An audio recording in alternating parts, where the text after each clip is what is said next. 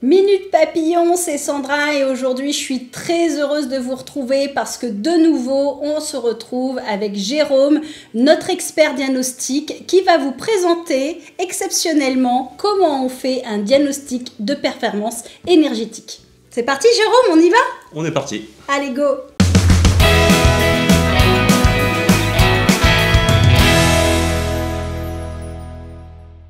Alors, DPE, diagnostic de performance énergétique, donc du coup tu vas nous expliquer comment tu réalises un diagnostic comme ça. Alors en fait, le diagnostic énergétique, en fait, c'est un diagnostic qui va faire une estimation sur la dépense énergétique du bien, ainsi que ce qui pollue potentiellement en fait. En D'accord, fait, ça c'est un diagnostic qu'on va rentrer à partir d'une surface, en d'accord, fait, de tous les éléments qui va composer l'habitation. d'accord. Donc tout ce qui est l'isolation de la maison, etc. Voilà, tout à fait. D'accord. Du coup, ça sera intéressant pour les clients vendeurs qui veulent améliorer ce DPE de faire de l'isolation supplémentaire ou pas du tout? Tout à fait. Bah, d'ailleurs, nous, quand on termine nos diagnostics, on met toujours quelques petites recommandations pour toujours améliorer en fait leur DPE. D'accord, Après, c'est au goût de chacun. Si vous avez envie de le faire, c'est toujours mieux. d'accord. Aujourd'hui, c'est un diagnostic qui est fait par rapport aux consommations personnelles, aux factures, etc. C'est ça? Alors, comme je t'expliquais juste avant, en fait, tout va dépendre de la date. D'accord, Aujourd'hui, en fait, on va faire des DPE qu'on dit facture. oui, En fait, sur tous des biens qui sont d'avant 1949 oui, et en fait sur tout ce qui va être chauffage collectif. d'accord. Mais malheureusement, en fait, enfin, c'est peut-être mieux ainsi, mais en fait, le DPE sur facture est amené à disparaître en juillet 2021. D'accord. Et qu'est-ce qui va changer du coup sur ce nouveau DPE? Bah, en fait, on va passer sur la méthode conventionnelle. On D'accord. va vraiment s'intéresser à la bâtisse. Vraiment, d'accord. Donc ça sera un peu plus parlant quand on regardera ce diagnostic, Voilà. de voir vraiment l'isolation, et ça sera plus parlant. Voilà, ce sera plus détaillé parce qu'en fait, le problème de la facture, c'est que personne consomme pareil. D'accord? Donc une Ah oui. personne, par exemple, qui ne va pas chauffer pendant 3 mois parce qu'il est parti en vacances, forcément, ça va pas être représentatif. Oui. Surtout que quand vous prenez les factures, du coup, c'est des factures qui peuvent être antérieures à des travaux en plus, donc c'est pas forcément parlant. Aussi, oui. Ouais, d'accord. Ok. Surtout qu'en plus, il faut quand même un laps de temps en fait avant que ça se ressente sur les factures. Alors du coup sur ce diagnostic, donc on a deux notes. Il y a la classe énergie et les émissions de gaz à effet de serre. Ça correspond à quoi du coup exactement? Alors du coup, en fait, ça va vraiment se distinguer entre deux étiquettes. Donc en fait, il y aura l'étiquette de gauche qui va correspondre en fait à la dépense estimée en fait d'énergie de l'habitation. D'accord, Donc en fait, ça va vraiment se calculer par rapport à toutes les infos qu'on va mettre. d'accord, Et en fait, juste à côté, donc en violet, ça va être tout ce qui va être gaz à effet de serre. Donc en D'accord. fait, la pollution que rejette l'habitation. d'accord, Donc en fait, ça va se calculer déjà pareil au niveau des données qu'il y a, mais au niveau aussi de l'appareil qui est utilisé. Par exemple, du gaz ou du fuel va être beaucoup plus polluant qu'un chauffage électrique, par exemple. d'accord. Donc dans la classe énergie, on prend en compte ce qui est chauffage, enfin le système de chauffage, etc.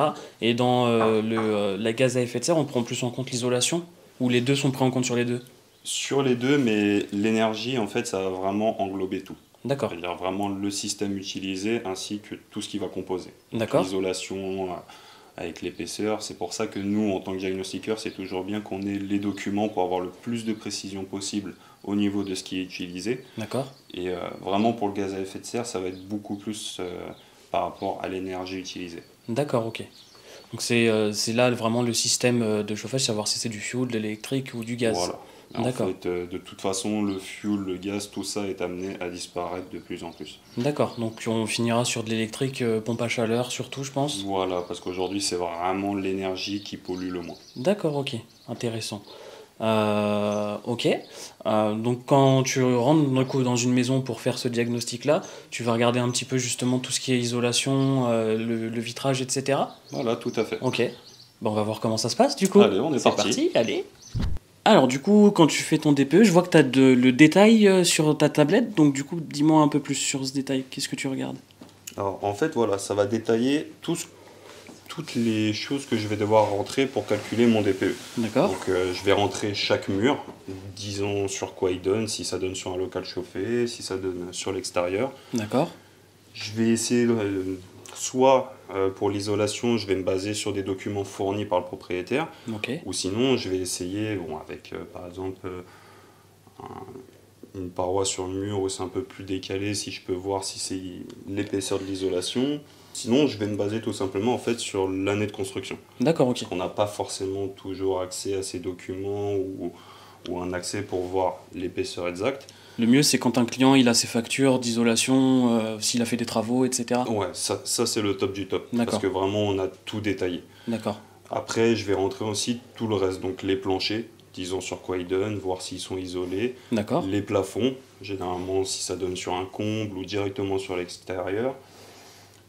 Après, on va rentrer tous les petits détails, donc les fenêtres, les portes, tout ça va se calculer par rapport au système d'énergie utilisé. D'accord. Si c'est de l'électricité, du gaz, quel type d'appareil c'est. D'accord. Prenons cette fenêtre par exemple. Une fois que j'ai rentré tous mes murs, tout ça, en fait je vais tout simplement la mesurer,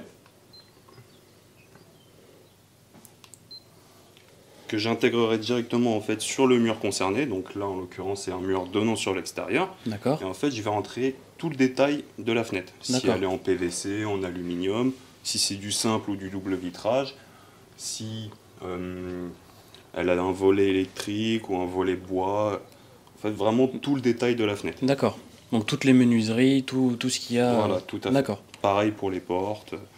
D'accord. Donc même l'épaisseur du vitrage, vraiment tout dans le détail en fait. Vraiment tout dans le détail. D'accord. Pour que, en fait, ça se calcule la résistance thermique au maximum. D'accord. Là, en Donc, l'occurrence, par exemple, sur celle-ci, ce qui est bien, c'est que c'est un double vitrage et dedans, en fait, la résistance thermique est directement indiquée.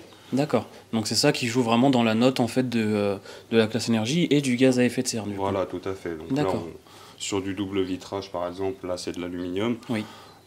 On est vraiment mieux par rapport à un simple vitrage bois, comme on peut rencontrer sur les années 70. Sur des maisons plus anciennes, tout à fait. Voilà. D'accord.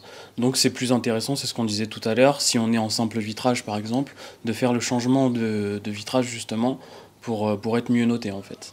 Alors oui et non, parce qu'en fait c'est souvent ça que comme question on nous pose, c'est qu'on nous demande à nouveau un DPE en fait parce que les personnes changent les fenêtres. Oui. Sauf que c'est vrai que les fenêtres ça va plus être un confort personnel en fait, D'accord. au niveau phonique, tout ça.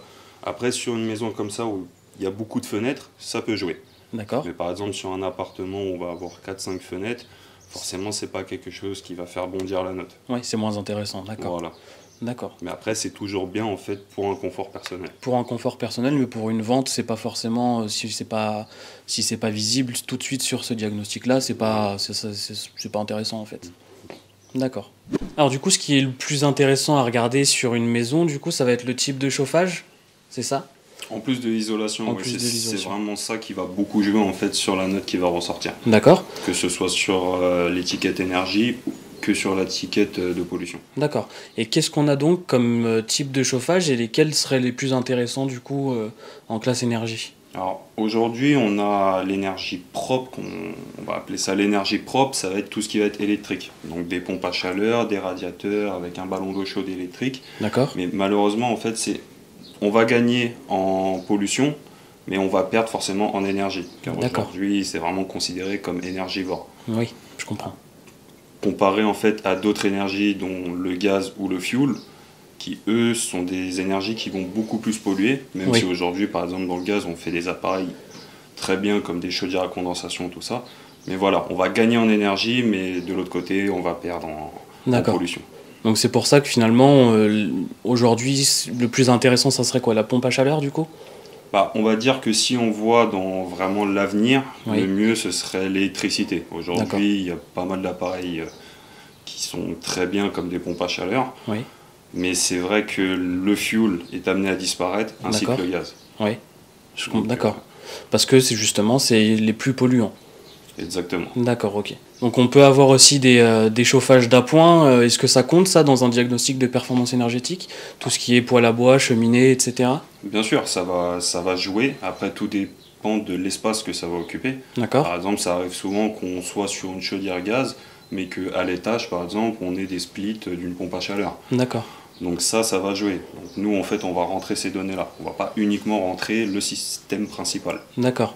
Donc pour un confort total, avoir un chauffage électrique du coup avec une pompe à chaleur, ce qui serait le mieux, avec un poêle à granulés par exemple, niveau pollution on serait très bien et pas très énergivore très en bien. plus. D'accord, ok. Très bien. Super. Et du coup, dernière question concernant ce diagnostic de performance énergétique, quel impact ça a les systèmes de ventilation qu'il peut y avoir dans une maison?